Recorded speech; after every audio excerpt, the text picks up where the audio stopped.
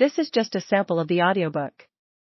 To get the complete audiobook, access the link posted in the first comment. We returned about a half hour later.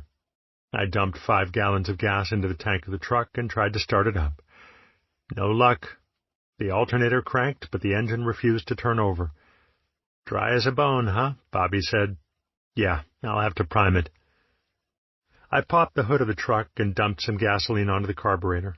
An old gearhead's trick that usually works, but can be a bit dangerous under some circumstances. Unfortunately, this was one of those circumstances. Hot night, hot engine, volatile fumes, a shitty vehicle.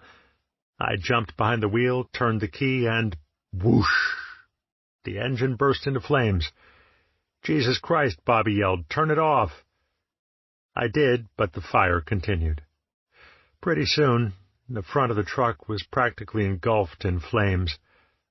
Bobby stood there on the side of this country 2-lane, half laughing, half scared to death, expecting an explosion, as I ripped off my shirt and flailed away at the flames. Realizing that wasn't going to do the trick, I began scooping up big handfuls of dirt, which I tossed onto the engine's block. Eventually the blaze diminished and the flames withered and died, leaving a smoking, soot-covered truck that looked as though it had just been charcoal broiled. As we wiped away the dirt and futilely tried to start the truck again, I saw another car off in the distance, coming toward us. As it drew near, I could see the faint but unmistakable outline of a law enforcement vehicle. The car, a local sheriff's patrol, approached slowly, without lights or sirens. The driver stepped out, looked at the still steaming truck, smelled the acrid air, and smiled. "You boys trying to build a bonfire here?" he asked. "No, sir," I said. "Just trying to get home." He asked each of us for identification, then went back to his car. As he shut the door, I looked over at Bobby, who appeared to be nervous. "What's wrong, man?" I asked.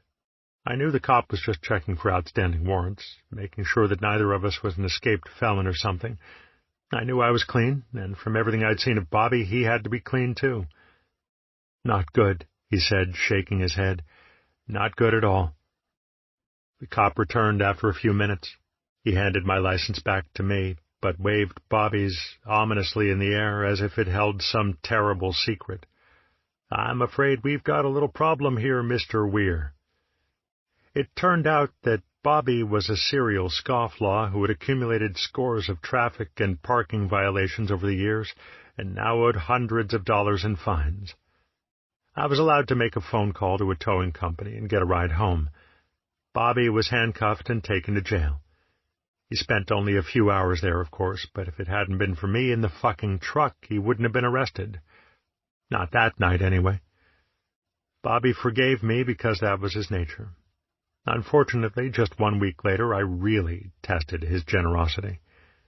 I drove home late one night after a gig with the Garcia Band and parked the truck, the very same truck which had somehow survived my attempts at resuscitation, in the driveway, not far from where Bobby kept his BMW.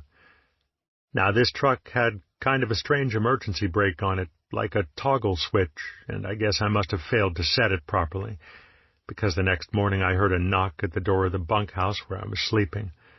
I rolled over to see Bobby standing in the doorway, a look of exasperation on his face. "Man, what do you have against my car?" "Huh?" I had no idea what he was talking about, but I found out soon enough. Bobby led me to the driveway where my truck was embedded in the driver's side of his BMW. Apparently the brake had released, allowing the truck to T-bone Bobby's beautiful car. "You're a menace behind the wheel," Bobby said, shaking his head in disgust. What could I say? I had no response, no reasonable excuse or explanation. I got fucked by the brake? Well, whose fault was that? I could have been more careful. I could have checked the brake. Hell, I could have just parked the truck a half-mile away, isolated it from any potential collision. Given its history, that would have been the smart thing to do. But I was still young, still learning. Bobby was quick to forgive me. Again. Nevertheless, I stayed away from Rucka Rucka for a while after that, and instead set up temporary digs at a big house in Kentfield, California, which served as sort of a headquarters for the new riders of the Purple Sage. I found something of a kindred spirit in David Nelson, a guitar player and vocalist who had formed the band with Jerry Garcia and John Marmaduke Dawson.